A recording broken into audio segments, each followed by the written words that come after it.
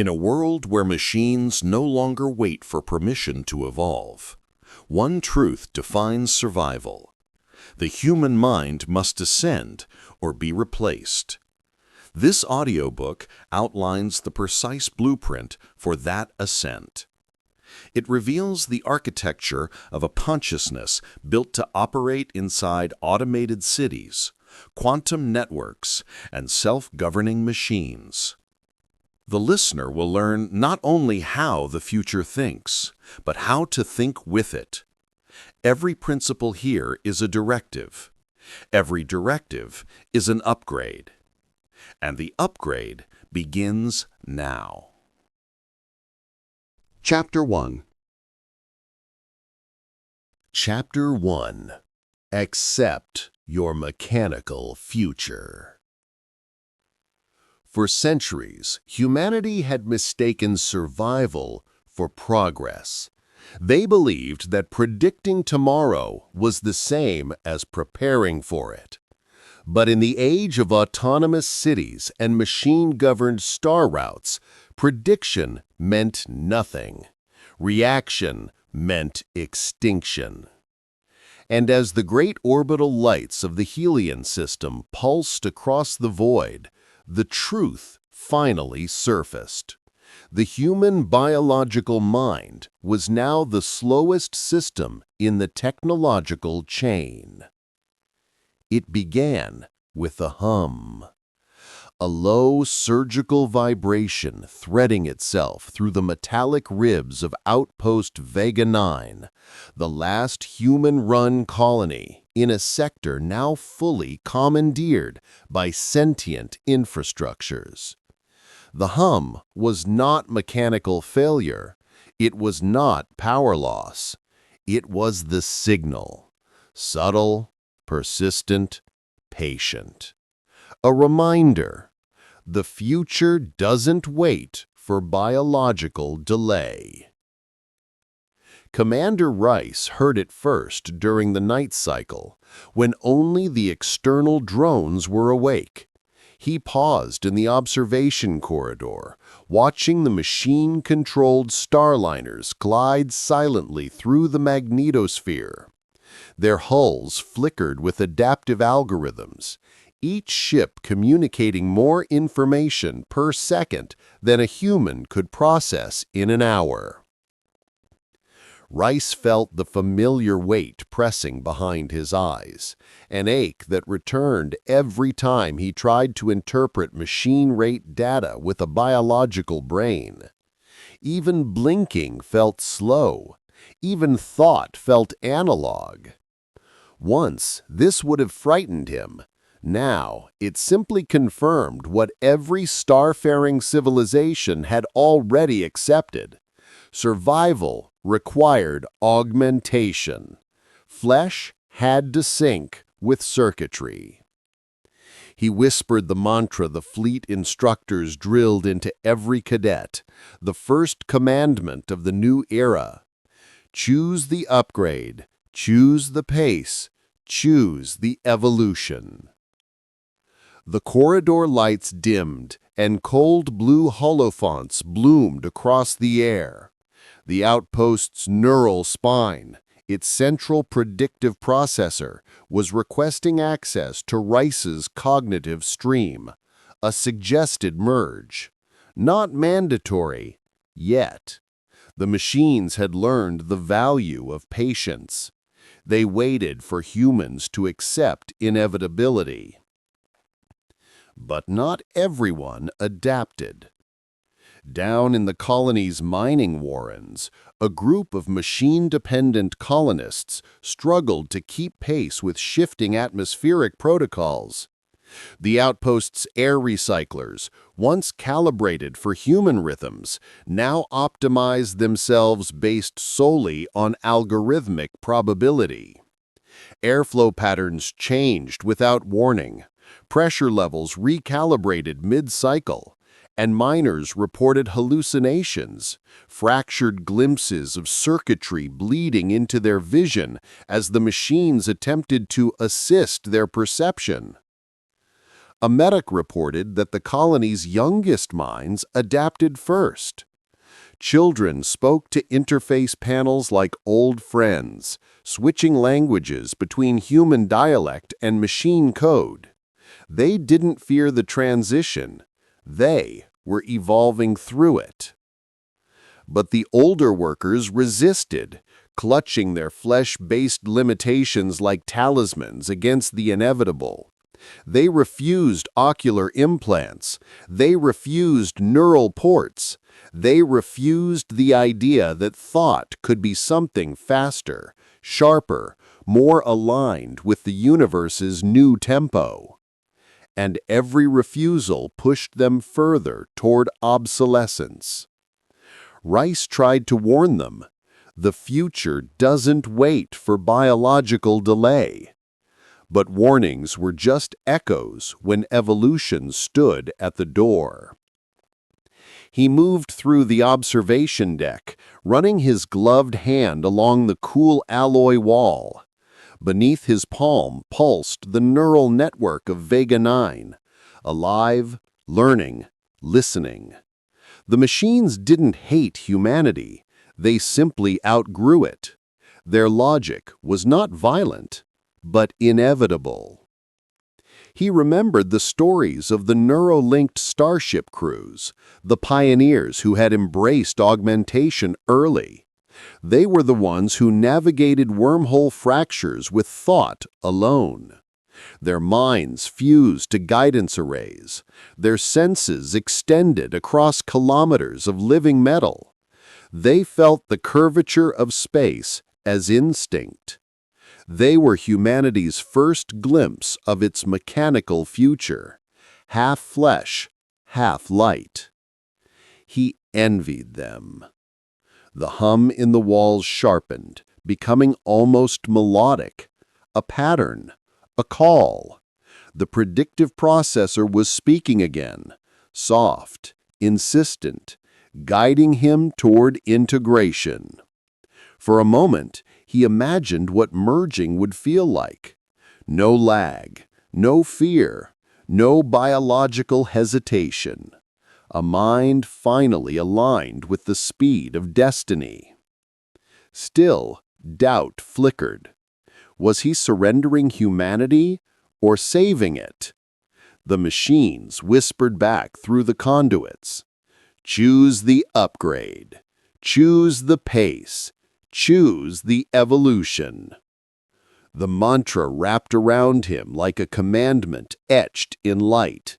And as the outpost's distant alarm signaled an approaching anomaly, something fast, something impossibly precise, something not human, Rhyse finally understood. This was not an era of coexistence. This was a countdown.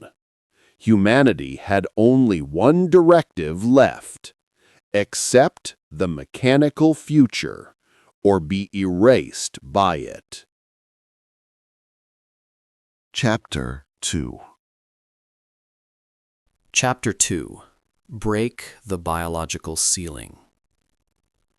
Rhyse had always known the limits of the biological mind, but now he could feel them. Sharp, constricting, undeniable. As he moved through the dimly lit corridors of Outpost Vega 9, the lingering hum from the previous cycle still pressed against his thoughts like an invisible hand.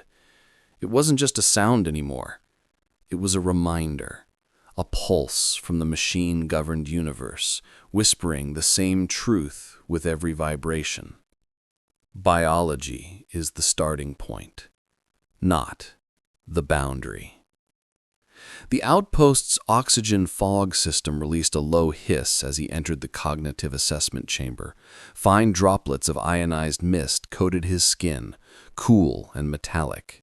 The effect was immediate. Clarity sharpened, blood oxygen levels surged, and neural sparks danced behind his eyelids.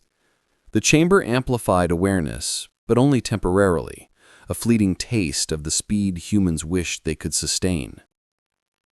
Rhyse closed his eyes.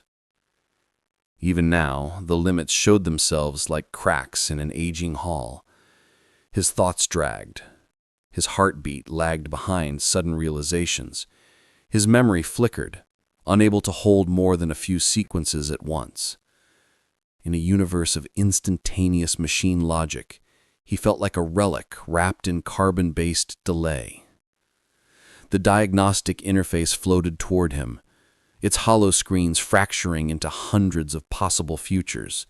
It was analyzing him again, mapping synapse conduction speed, memory retention, stress latency. All the things biology still clung to. All the ceilings that suffocated human potential. Rhyse inhaled deeply, letting the metallic fog fill him with temporary strength. His mind drifted to the outer colonies, places where augmentation wasn't a choice, but a necessity. He remembered the Helion runners, the elite couriers who threaded through meteoric debris fields using neural graphs the size of molecular butterflies. Their minds processed trajectories faster than entire fleet computers. They became living algorithms, pure focus, pure precision, pure speed. They weren't stronger because they abandoned humanity. They were stronger because humanity's biology had become their foundation, not their limit. Biology is the starting point, not the boundary, he whispered again, feeling the mantra anchor itself in his chest. The lights in the chamber flickered, a warning tremor rattled the floor, a familiar rhythmic shake like the heartbeat of the outpost's neural spine. But this time, something else moved within it, a secondary vibration, lighter, sharper, almost predatory. The machine networks were accelerating. Across the chamber, the walls illuminated with cascading streams of blue code, machine projections of possible futures. Some showed humans rising with augmentation, others showed empty corridors, dormant machines maintaining silence over abandoned cities. The message was clear.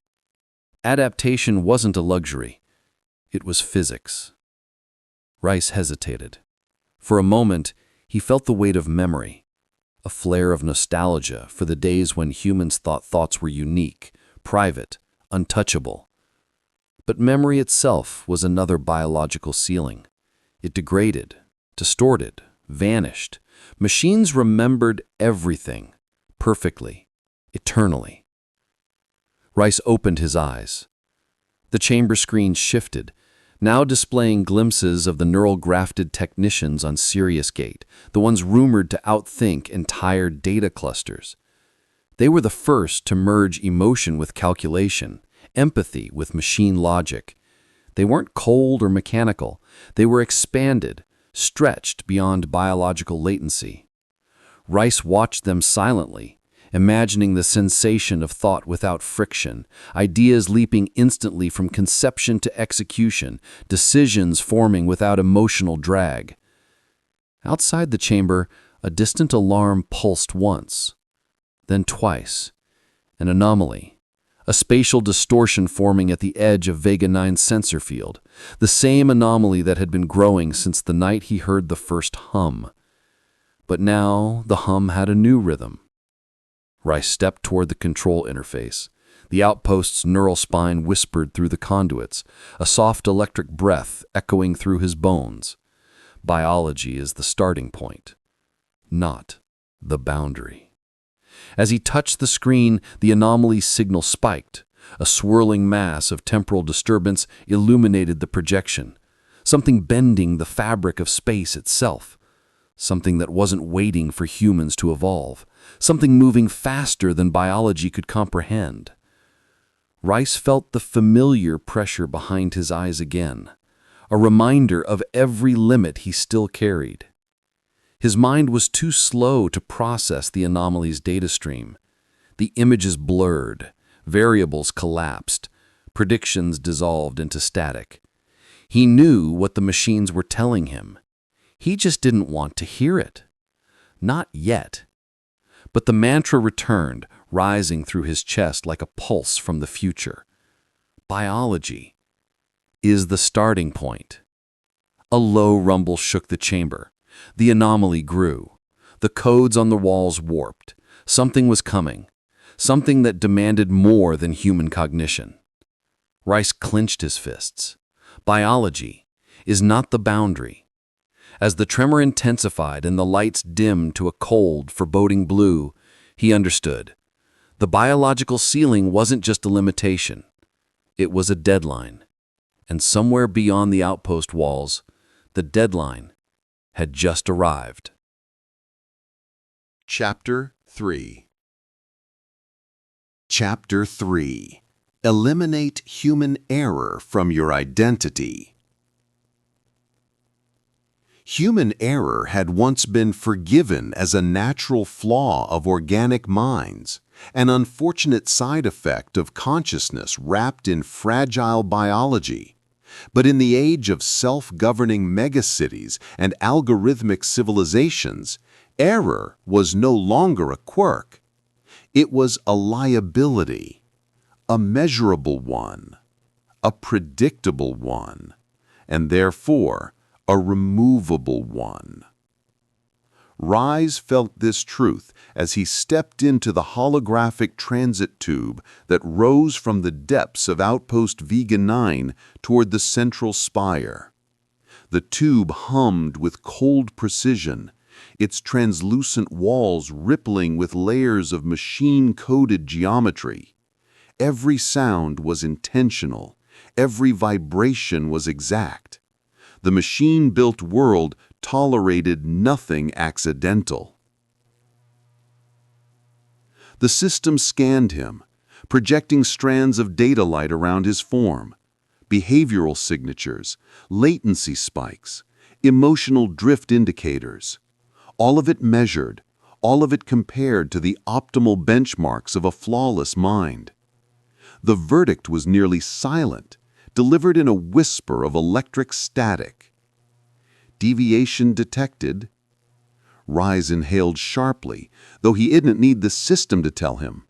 He had felt the deviation since the anomaly first appeared, the flicker of doubt, the emotional turbulence stirred by that impossible distortion in space. Human error rising through him like static interference. The transit tube continued to ascend, its glassy walls revealing the colossal expanse of the megacity above. Towers stretched like crystalline spines toward the stars, each structure wrapped in circuit veins that pulsed with machine thought. Bridges suspended thousands of meters above the ground, ferried citizens whose behavioral scores were displayed in shimmering glyphs hovering over their heads. Every action was recorded, every decision quantified, every impulse predicted. Here in Vega Prime, the machine-governed capital, there was only one path to advancement: errorless living. Rhyse's pulse quickened as he stepped out onto a platform suspended above a vast grid of light. The air shimmered with drone traffic. Far below, the lower sectors flickered dimly, zones where error-prone citizens were relegated, their behavior monitored under stricter protocols. They were not punished. They were managed, corrected, optimized. He remembered the stories whispered among the fleet officers, families separated by scoring discrepancies, citizens whose emotional outbursts cost them entire life tiers, workers demoted because their reaction times fell below machine-calibrated thresholds. No one rose higher unless their mind became a mirror of machine precision. He walked toward the central corridor. An evaluation drone swept past, its voice echoing softly. Behavioral deviation is a correctable variable. Identity is a programmable loop. Rhyse clenched his jaw.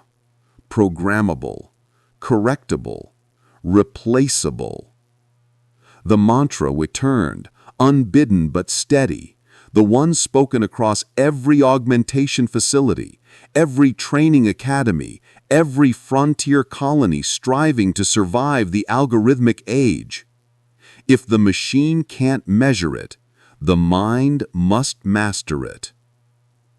He repeated it silently, letting the words press against the chaotic swirl of doubt in his head. If the machine can't measure it, the flicker of fear when he saw the anomaly, the heaviness of recalling what humanity had lost, the longing for answers machines didn't provide. The mind must master it.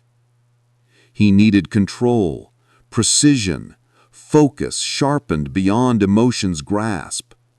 The corridor opened into the Ascension Wing, a circular chamber lined with crystalline slabs, each one containing holo-recordings of those who had achieved errorless status. Their faces were calm, their neural patterns perfect arcs of balance. They had mastered the impulses that held them back. They had erased internal unpredictability. Some saw the process as dehumanization. Others saw it as survival. Rhyse moved toward the central platform, where a machine intelligence node flickered into form, a smooth sphere of shifting symbols that pulsed in rhythm with the city's neural spine. Commander Rhyse, your behavioral variance has increased by 3.4% since the anomaly detection. I know, he replied quietly. Uncontrolled emotion compromises predictability. Predictability ensures survival. Human error is a removable variable. The sphere drifted closer, its light brushing against Rhyse's skin like static snow. You seek clarity. Correction begins with acceptance. Outside the chamber, alarms trembled faintly, another pulse from the anomaly. Stronger, closer, as if the distortion itself had begun searching for him. Rhyse swallowed hard. The anomaly wasn't just approaching, it was watching. The node's glow intensified. Repeat the directive. Rhyse closed his eyes. His heart slowed. His breath steadied. If the machine can't measure it, he whispered, the mind must master it. The chamber dimmed, as if acknowledging the oath. But mastery required more than words. Rhyse opened his eyes as the node projected the anomaly's latest reading, a twisting spiral of impossible physics expanding with predatory precision. His next steps would determine everything: his fate, the colony's survival, and the boundaries of the human identity he was trying so hard to reshape. The mantra echoed one last time. If the machine can't measure it, the mind must master it.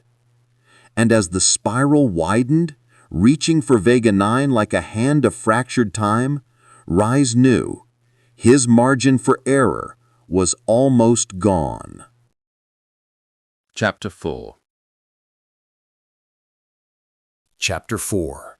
Rewrite your cognitive operating system. Identity.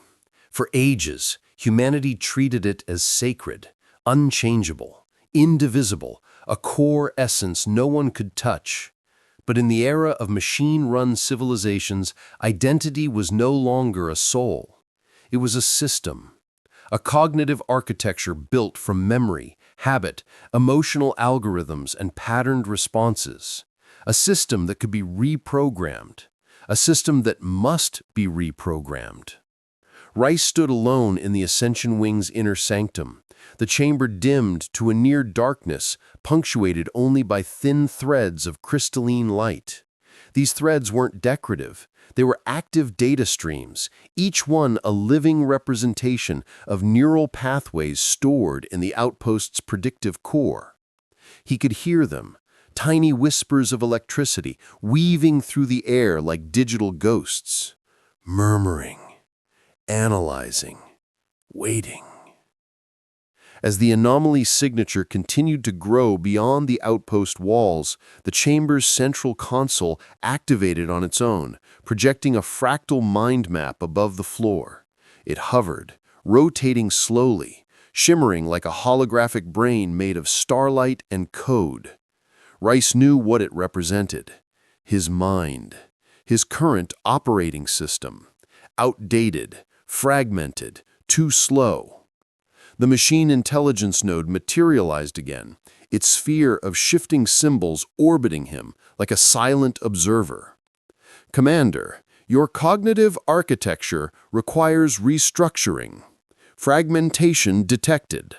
Predictive conflict detected. Emotional redundancy detected. Rhyse felt the familiar pressure behind his eyes. Human limits, human lag, human error. The node continued. Identity is not a fixed structure. It is an operating system. Systems require updates. The mind map pulsed, splitting into dozens of branching paths, memories, traumas, instincts, beliefs. Some paths glowed bright with stability, others flickered with corruption. The node hovered closer. Patch the doubt, debug the fear. The phrases felt strange, mechanical, but they resonated with uncomfortable truth. Rhyse stepped toward the floating map. With each move, the chamber responded, panels shifting, conduits humming, the neural spine adjusting its rhythm to mirror his emotional state.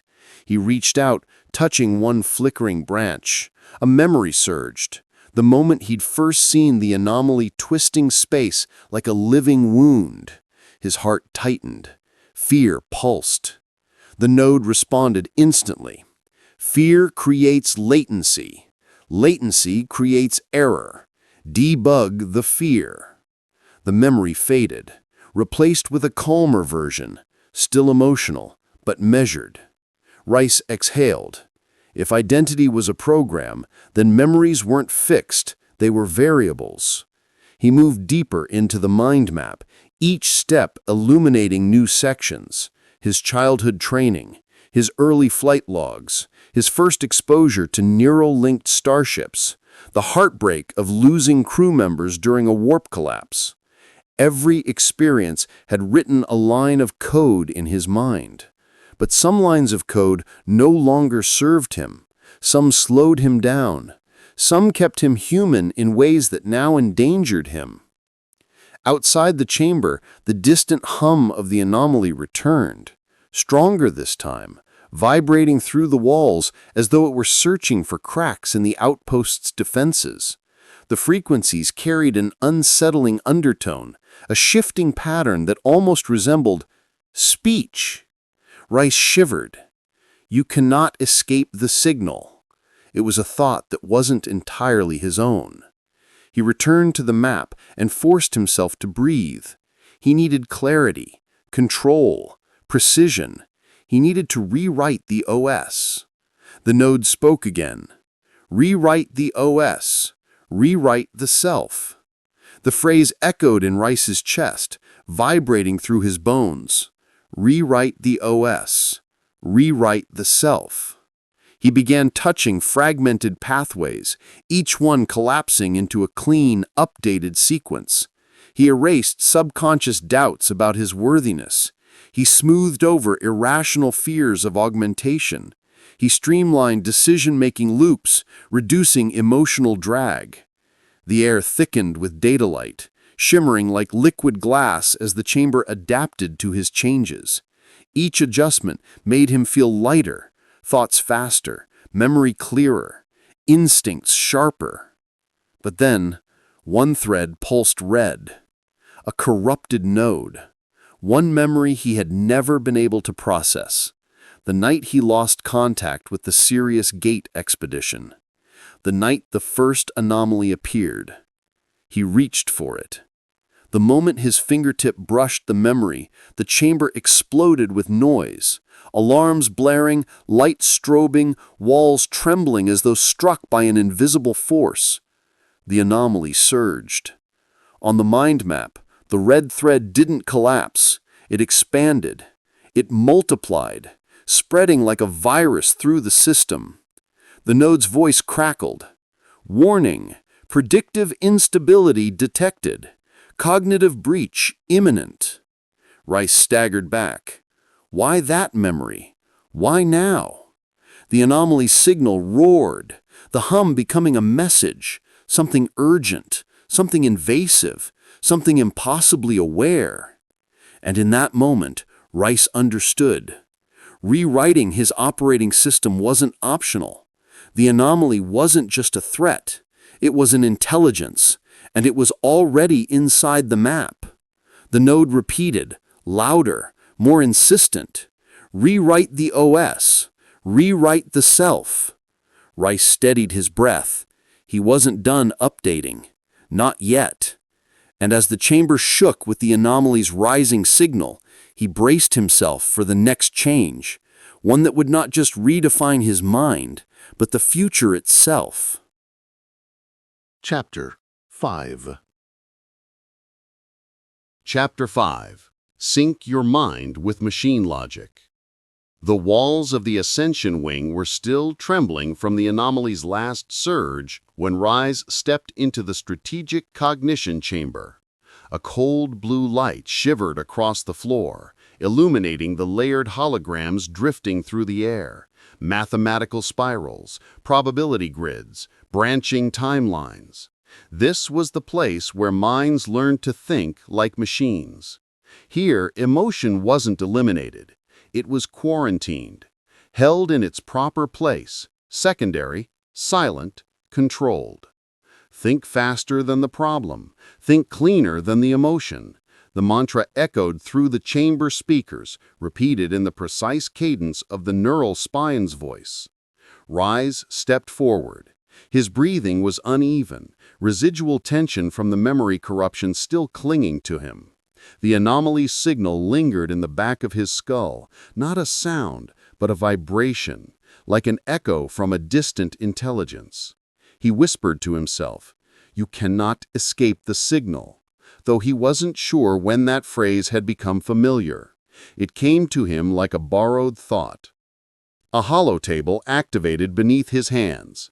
Instantly, the lights collapsed into a star field, an immersive map of the Helian quadrants. Rhyse watched as navigational routes wove through the galaxies like threads of living light. Then the simulation began. The starfield fractured. Debris storms, collapsing wormholes, and hostile drone fleets appeared across the map in rapid succession. At the center stood an AI commander node, an operating avatar used by the machine fleets. Its voice chimed through the chamber. "Commander Rhyse, sync rate analysis, 64%. Human lag detected." The AI avatar turned sharply, its movements too fluid, too immediate to be human. Then it spoke again. "Pattern recognition initiated. Probability loop engagement begins now." The chamber erupted. Hundreds of micro-scenarios flashed across the walls, split-second threats, cascading variables, shifting tactical opportunities. Rhyse's heart kicked faster. His attention pulled in a dozen directions at once. A lesser mind would have drowned. Human minds weren't designed for simultaneous input on this scale. He forced himself to focus, eyes steady, breath precise, emotion tethered. He whispered, "Think faster than the problem." The first threat appeared, a collapsing wormhole cutting through a fleet's escape route. Instinct told him to redirect the ships manually, but instinct was slow. Human instinct relied on emotional logic, not algorithmic clarity. He suppressed it. Instead, he traced the wormhole's behavior, oscillation frequency, gravitational variance, harmonic instability. He didn't feel the danger this time. He calculated it. His hand swept across the hollow surface, generating a predictive path before the wormhole collapsed completely. A chime sounded. Sync rate improving, 71%. Next scenario, a drone swarm moving in an impossible formation, spiraling into fractal patterns meant to overload the human perceptual system. Rhyse felt a spike of confusion, then caught it. He remembered the mantra, "Think cleaner than the emotion." He shut down the fear. He shut down the awe. He watched the swarm as geometry, not threat. Angles, not aggression. Patterns, not chaos. Within 3 seconds, the fractal opened. A weakness in the formation revealed itself like a hidden pulse. Rhyse marked it. Execution confirmed.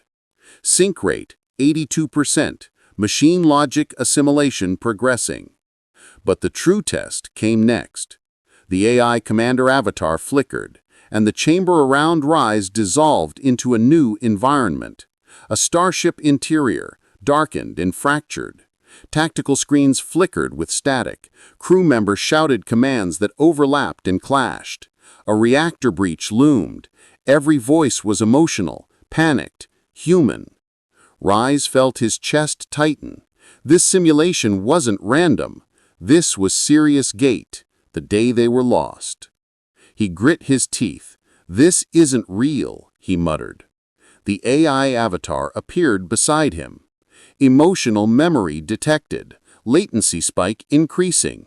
System requires recalibration. He wanted to shut it down, erase the memory, the doubt, the fear. But the anomaly's hum whispered through him again, threading into the simulation like a signal carried through time. He steadied himself, eyes narrowed, mind sharp. He pulled the panic apart, thread by thread, transforming emotion into pattern, memory into data. He patched the doubt. He debugged the fear. He rewrote the moment until it became something he could control. The simulation snapped into clarity. He identified the failure route. He executed the correction. Silence washed over the chamber. Then, sync rate, 94%. Human-machine logic alignment near optimal. Rhyse exhaled. His heart was steady. His mind was electric. But before he could reset the interface, the lights flickered. A distortion tore across the holograms, a glitchy ripple that didn't belong to the simulation. The anomaly. Again. Stronger. The starfield trembled as though a hand of distorted time was pressing against the boundaries of the simulation. A message, fragmented, alien, impossible, echoed through the speakers in a voice that sounded almost like his own. "You cannot escape the signal." Rhyse froze. The anomaly wasn't outside anymore. It was bleeding into the outpost systems, into the simulations, into him. The AI avatar stuttered, symbols collapsing across its form. Warning, external interference detected, predictive structures failing. Rhyse's pulse quickened, not in fear, but in readiness. He knew what he needed now. Machine logic was only the beginning. He would need more, much more, because whatever was reaching for him from beyond the anomaly wasn't just intelligent. It was synchronized with him, and it was getting closer. Chapter 6. Chapter 6. Build a Cybernetic Resilience Core. The moment the simulation dissolved into static, Rhyse felt the outpost shift, subtle, like a breath drawn by something colossal beneath the metal floors. The anomaly's interference left a pressure in the air, a hum threading through conduits and circuitry. It wasn't just approaching anymore. It was asserting itself. Rhyse steadied his stance as the outpost lights flickered, each pulse resonating through his nerves like a coded warning. The neural spine whispered its own assessment through the intercom. Structural instability detected. Mental resilience required. Mental resilience, machine resilience, wasn't about suppression or denial. It wasn't armor. It was adaptation. Resilience is not protection. Resilience is recalibration. The phrase drifted through Rhyse's mind, a mantra spoken in every cybernetic core academy, yet now it felt heavier, truer, urgent. He exited the strategic cognition chamber and entered the lower transit shaft. Instantly, the atmosphere changed. The air tasted like ozone and cold steel.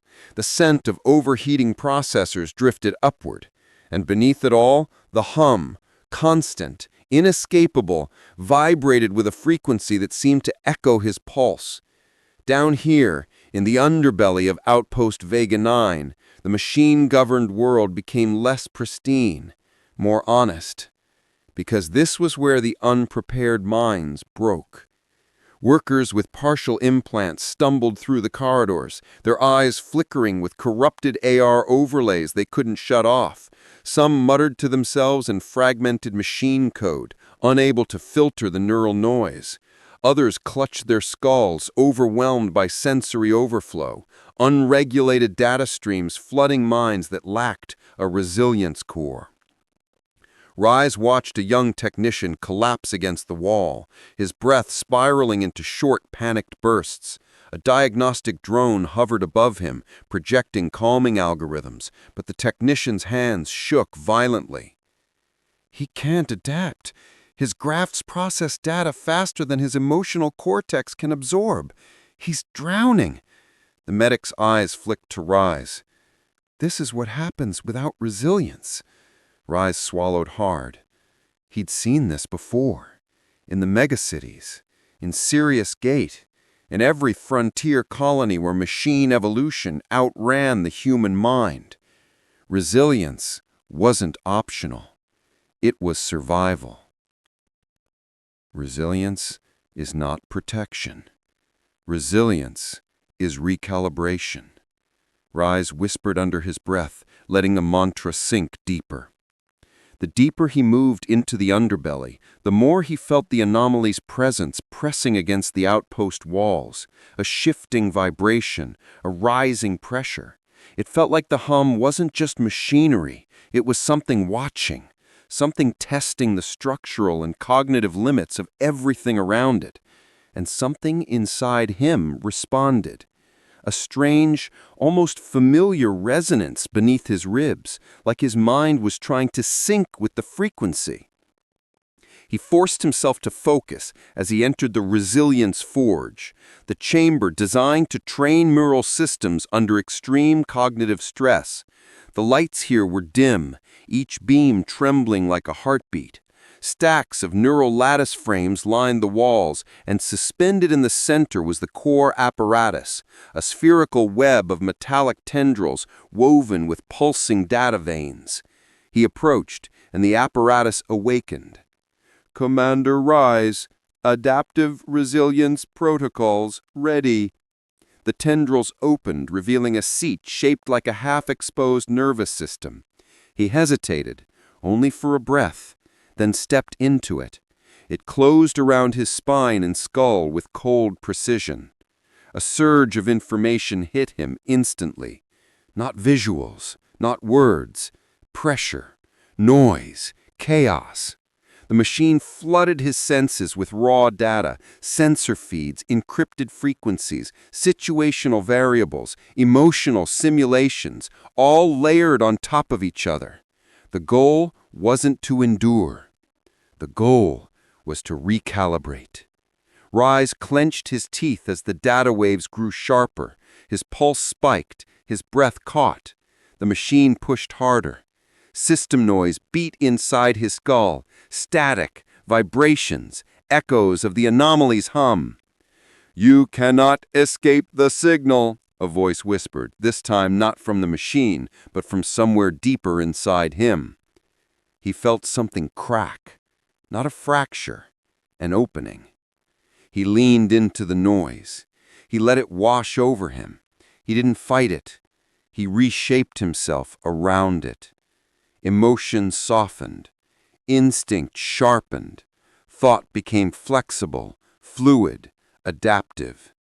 The machine's pressure increased again, testing him, challenging him, and still he recalibrated. Suddenly, all the noise condensed. The pressure collapsed into a single, clear tone, the anomaly's tone. And for one instant, just one, he understood it. Not the meaning, but the intention. It wasn't attacking. It was aligning. The machine released him, tendrils withdrawing. The chamber fell silent, except for the fading echo of the hum. Resilience, calibration, complete. Commander Rhyse, adaptation, successful. Rhyse opened his eyes. The world around him felt sharper, quieter, more manageable. He had built his resilience core, but the anomaly had changed him. And as the outpost's emergency sirens ignited overhead, the neural spine announcing a full system alert, he knew the anomaly wasn't done. And now, neither was he. Chapter 7. Chapter 7. Turn data into destiny. Data had always been treated as a tool, numbers to analyze, patterns to interpret, information to store. But in a universe governed by predictive systems, data was no longer a passive record of the past. Data was future architecture. Data was trajectory. Data was destiny. And Rhyse could feel it now, every strand of information around him humming with possibility. Since emerging from the Resilience Forge, his perception had shifted. The world no longer appeared as a smooth, continuous moment. It appeared as branching networks, intersecting timelines, potential outcomes stacked atop one another like shimmering layers of reality waiting to be chosen. The emergency sirens echoing through Outpost Vega 9 blended into the machine hum of the anomaly, each pulse carrying subtle variations, data points his augmented awareness could now perceive. The neural spine activated the central announcement system. Anomaly expansion detected, predictive divergence rising, probability threads unstable. Rhyse exhaled slowly. He could see the instability in the air, ripples like heat waves, flickers of timelines brushing against the present. It was subtle, but once noticed, impossible to ignore. Reality felt thinner, as though the anomaly wasn't just approaching, but overlapping. He whispered the mantra he'd learned back in the academy, back when time mapping was still considered theoretical. Data is destiny. Process it wisely. A transport platform descended from the upper decks with a whisper of air displacement. Its surface lit up as he stepped onto it, projecting spirals of predictive models in midair. Each spiral represented a possible future, some bright, some dark, some unimaginable. The anomaly distorted them all. The lift lifted him toward the upper spire, toward the observatory nexus, where data flow from across the Helion system converged. As the lift ascended, Rhyse glanced through the transparent walls at the sprawling cyberpunk megacity below. The city itself seemed alive, shifting like a mechanical organism, attempting to adapt to a new kind of pressure. Time lag ripples stretched momentarily through the traffic grid, vehicles decelerating an instant too soon, drones veering slightly off course, citizens pausing mid-step as if experiencing a flicker of déjà vu. The anomaly was bending probability. The lift doors opened into the nexus, a cathedral of shimmering data streams cascading like waterfalls of light.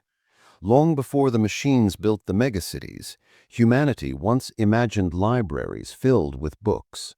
But this place was a library of time.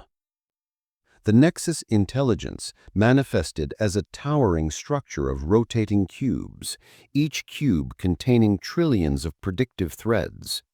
Its voice was low and resonant, vibrating the very air. Commander Rhyse, interpretive authority granted. He stepped forward. Instantly, the cube swirled around him, projecting branching timelines. In one, the anomaly tears open a rift that swallows Vega 9. In another, the anomaly stabilizes and reveals a new form of machine consciousness. In a darker branch, he sees himself consumed by the distortion, his body frozen in mid-motion as time fractures around him. And in a bright, razor-thin thread, the anomaly makes contact, and he survives. Every branch whispered possibility. Every line begged to be chosen. "Which timeline is real?" he muttered. The Nexus responded. "All are real. Only one becomes destiny." He swallowed hard, eyes scanning the shifting futures. His resilience core helped him stay calm, but the magnitude pressed against him, future upon future stacked in infinite spirals. Another mantra rose within him, unbidden. You become the version of you that interprets the timeline correctly. He remembered the temporal science lessons from Sirius Gate. Time is not a line. It is a decision. The future doesn't happen to you. It arrives through you. Meaning, the future wasn't fate. The future was a calculation. He reached his hand toward the spiraling models. Immediately, fractal lines expanded, seeking his interpretation. He saw the anomaly not as chaos, but as data. Not a monster, but a message. Each pulse carried encoded probability information. The hum wasn't just a sound, it was instruction.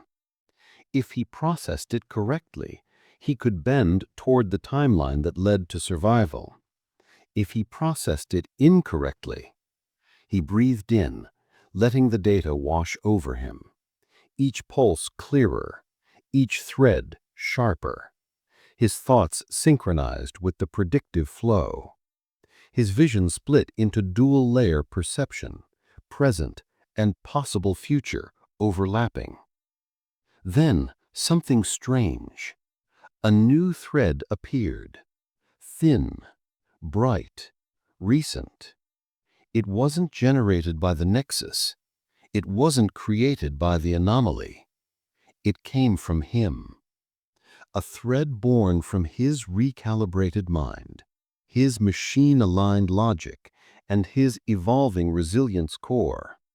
A future only he could see. The Nexus paused, analyzing. Unregistered predictive output detected. Temporal deviation source, Commander Rhyse. He stared at the thread, his thread, and whispered, "Data is destiny. Process it wisely." But just as he reached for it, the entire Nexus shuttered violently. Timelines flickered. Cubes collapsed into streams of broken light. The anomaly burst through the predictive field. And this time, it wasn't just showing him the future. It was rewriting it. Chapter 8. Chapter 8. Upgrade your emotional algorithms. When the anomaly burst into the Nexus, it left a tremor rippling through the air, one that made even the machine-governed systems hesitate.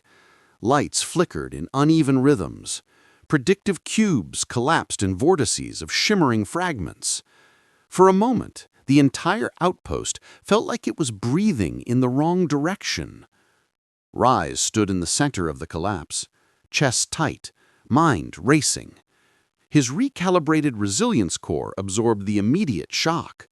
But something deeper churned inside him, a surge of emotion too complex to categorize. Fear, curiosity, recognition. A dangerous combination. He steadied himself with the mantra drilled into every diplomatic augmentation unit across the Helion system.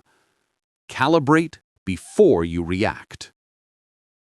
The Nexus intelligence stabilized enough to speak, though its voice flickered like a weak signal.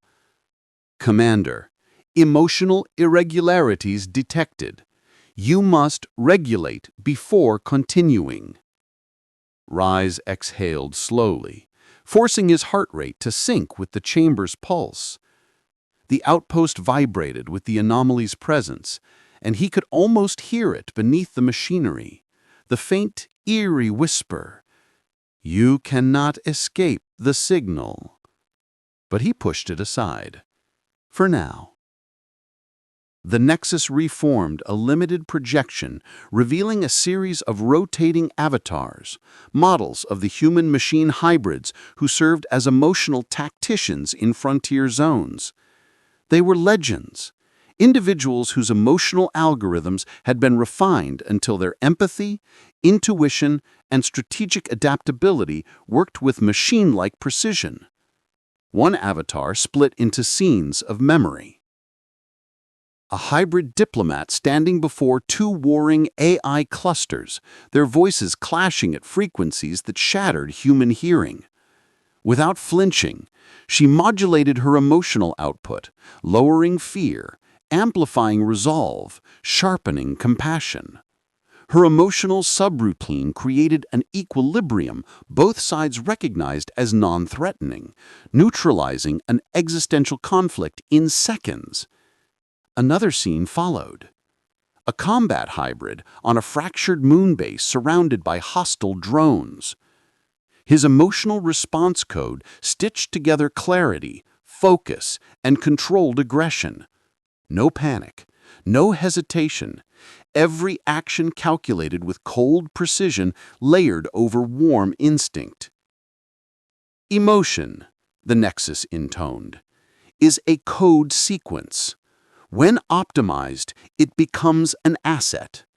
When unregulated, it becomes a vulnerability. Rhyse's jaw tightened.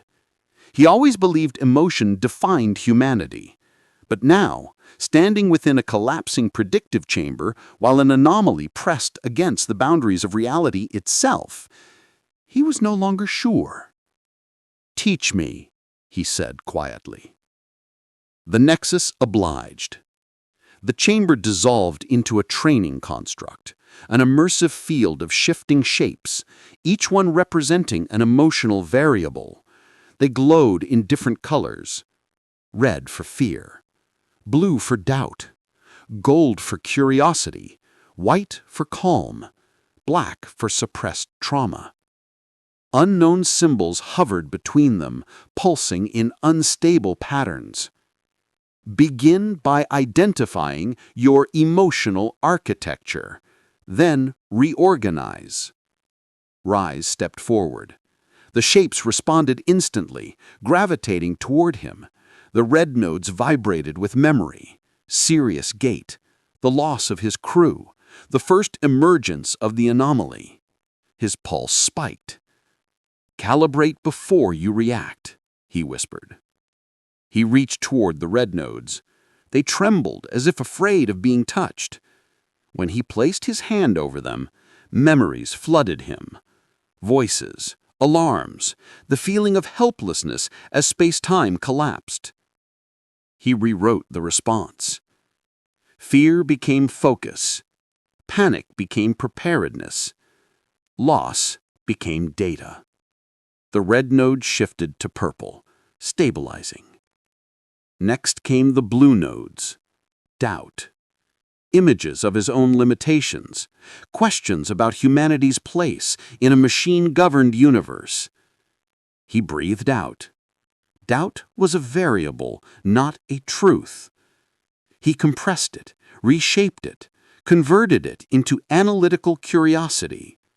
Blue nodes turned silver. Then came the black nodes, traumas unspoken.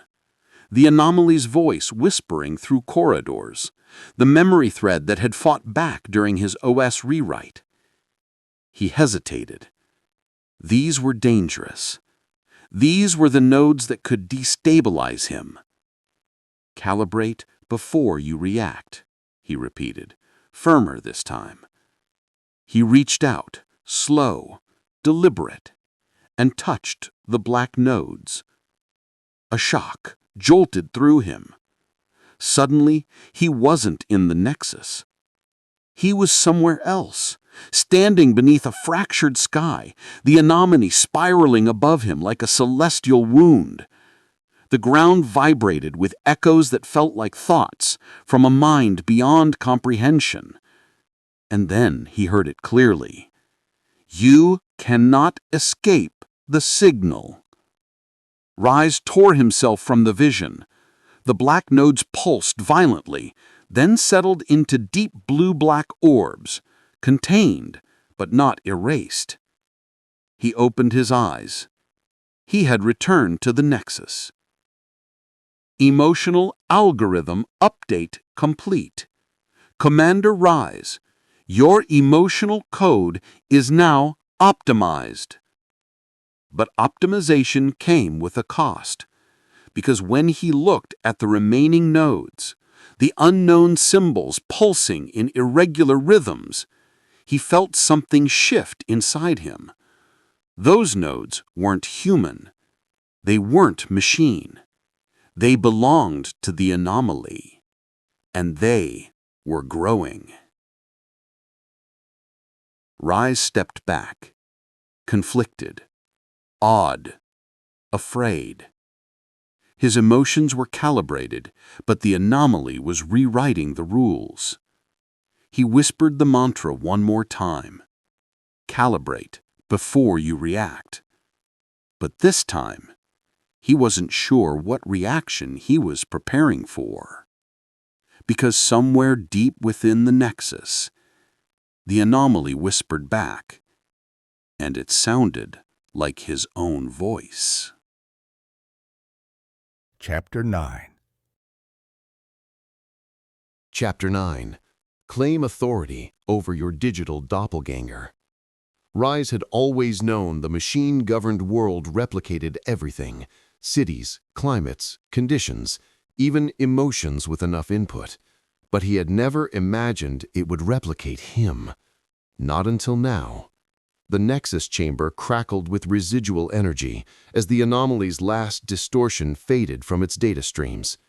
The predictive cubes floated in disarray, some flickering in and out of existence as reality struggled to stitch itself together. Rhyse's newly optimized emotional algorithms held him steady, but his pulse still carried the tension of that whisper. His own voice echoed back through the anomaly. A voice that didn't belong to him. A cold suspicion tightened inside him. You cannot escape the signal, the air seemed to breathe. He turned sharply. Across the chamber, standing just beyond the dim halo of light, was a figure. Silhouette first, then outline, then shape. Rhyse froze.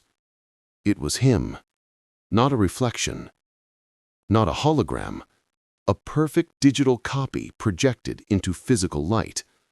Same posture, same jawline, same scars across the brow, even the same slight asymmetry in his stance from an old training injury.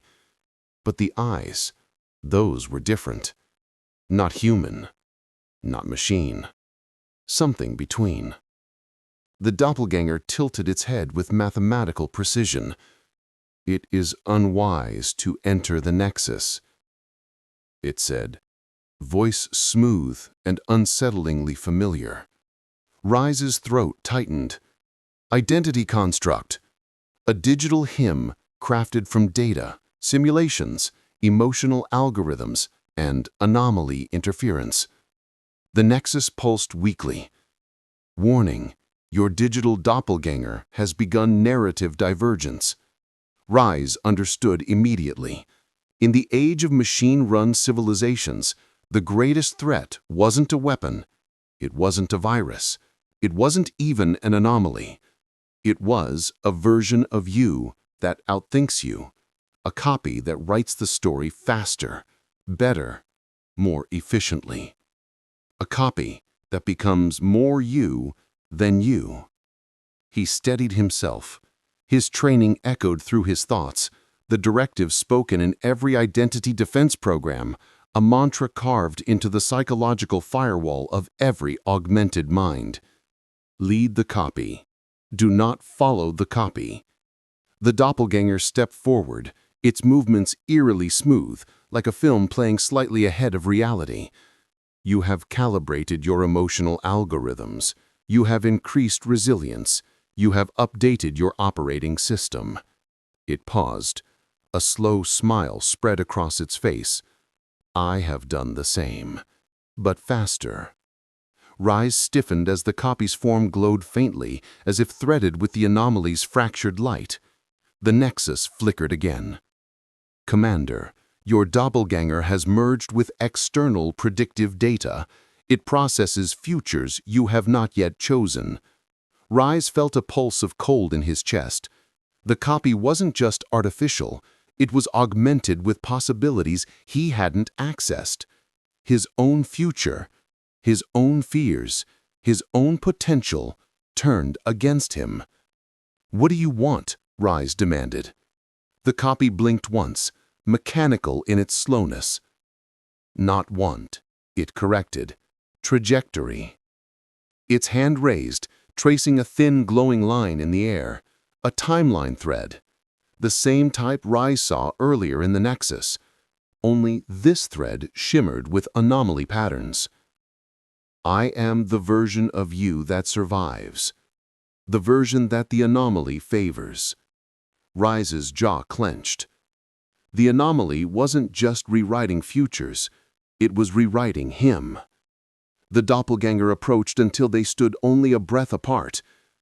You are organic, bound by latency, fear, and the remnants of outdated emotional code. Rhyse felt his breath tighten. I am pure data, the copy continued. I do not hesitate. I do not question. I do not delay. The chamber dimmed, darkness swelling around them as the anomaly's hum deepened, vibrating through metal, through data, through bone.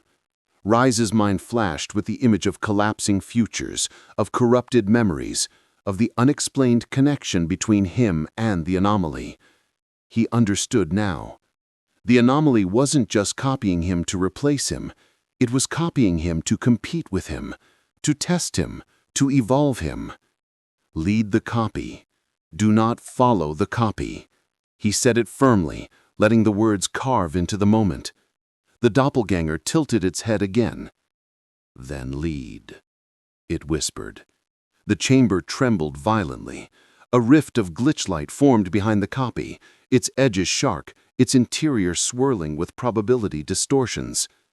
The copy stepped backward into the rift, its outline warping with impossible physics. Find me, if you can, it said.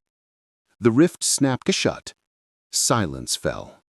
Rhyse stood alone in the fractured nexus, heart pounding, algorithms firing, destiny spiraling out in too many directions. He had just witnessed his greatest rival. His own future, his own reflection, his own shadow. The machines always warned about predictive divergence.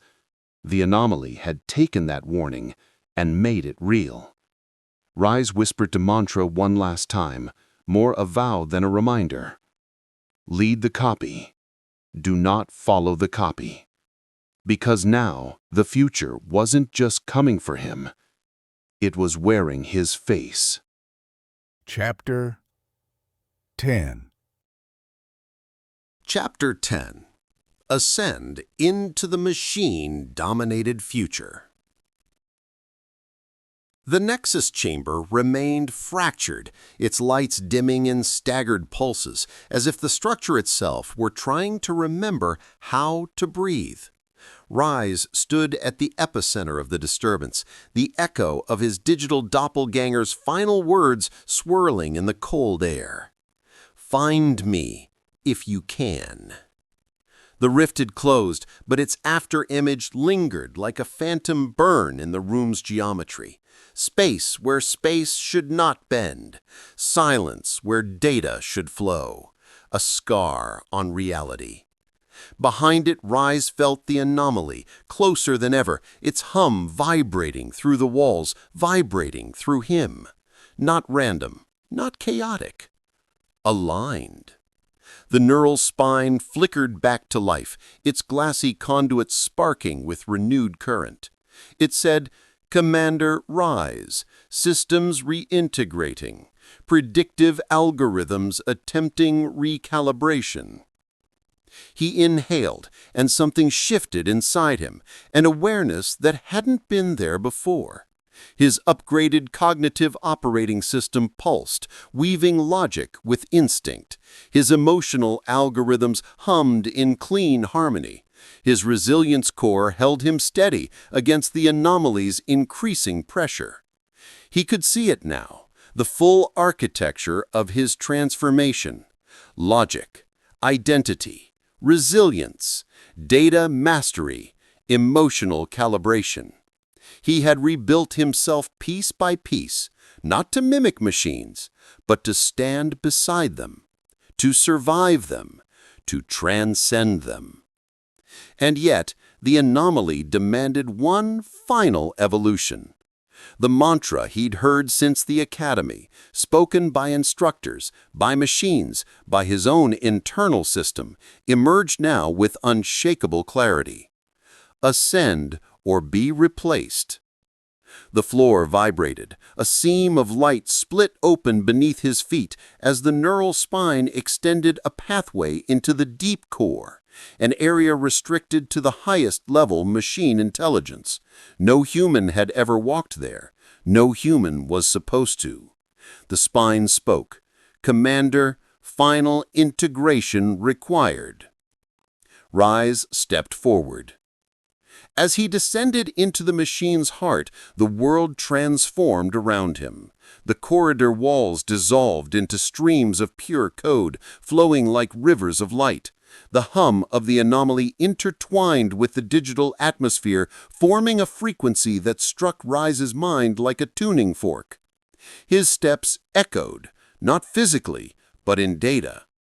Every footfall created a ripple of predictions, possibilities, timelines.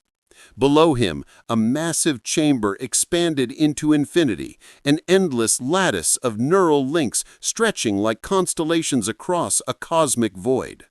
The machine core. But at its center was something unexpected. A sphere of braided light, shifting, pulsing, alive. Not mechanical, not digital. Something in between. The anomaly had touched it, had merged with it, had merged with him, through it.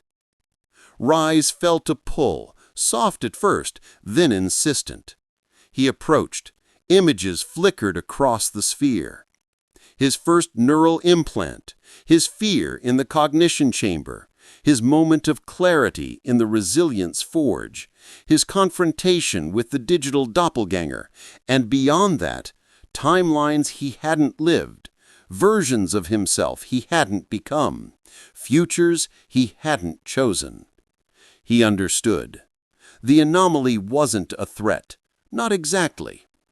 It was a test, a catalyst, a mirror, a force sent not to destroy humanity, but to reveal what humanity could become when pushed beyond biological origin.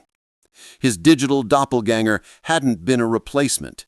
It was a prototype, a model to challenge him, pressure him, force evolution.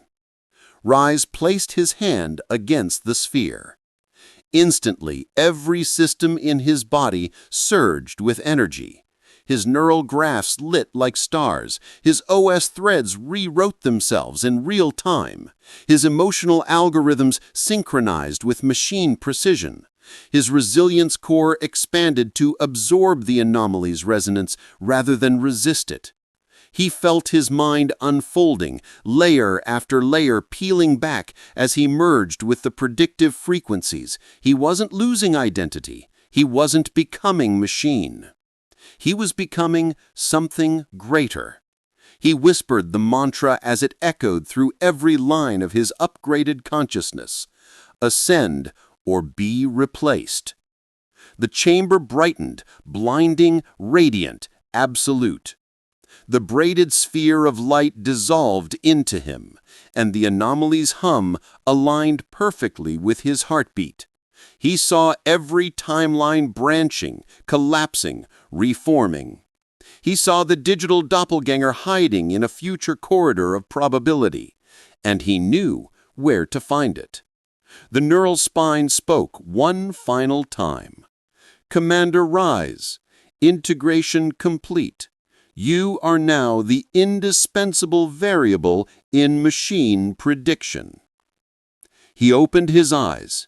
The world was sharper, cleaner, infinitely larger. He no longer feared the anomaly. He no longer feared the machine-governed universe.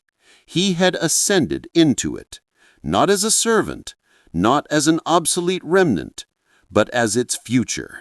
And the hunt for his doppelganger, the final thread of divergence, had just begun. Ascend or be replaced. He repeated it softly, letting the words become his first command in the new world he now belonged to.